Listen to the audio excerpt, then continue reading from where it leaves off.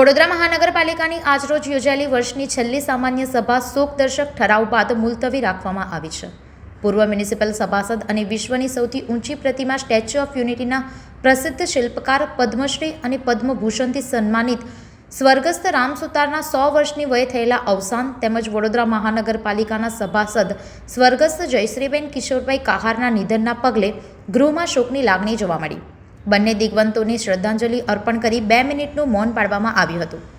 ત્યારબાદ મેયરના આદેશથી સામાન્ય સભાને આગામી 19 સુધી મુલતવી રાખવાનો નિર્ણય લેવામાં આવ્યો હતો. સ્ટેચ્યુ ઓફ યુનિટીના શિલ્પકાર શ્રી રામ સુતાર તથા પૂર્વ મ્યુનિસિપલ સભાસદ શ્રી જયશ્રીબેન કિશોરભાઈ કહારના અવસાન થવાના સમાચાર આવ્યાથી સમગ્ર સભા દુઃખ અને શોકની લાગણી અનુભવે છે.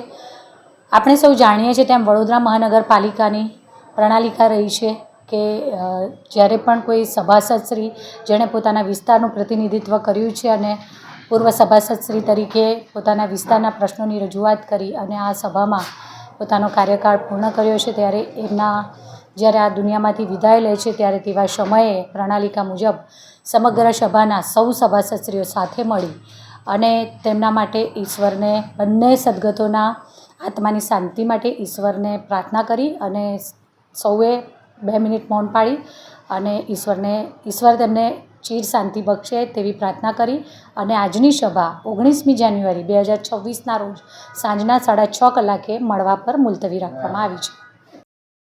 સંવાદદાતા સાથે અભિપ્રાય ન્યૂઝ વડોદરા. આવા જ વધુ સમાચારો જોવા માટે સબસ્ક્રાઇબ કરો અમારી YouTube ચેનલને અને જોડાયેલા રહો Facebook, Instagram અને Twitter પર.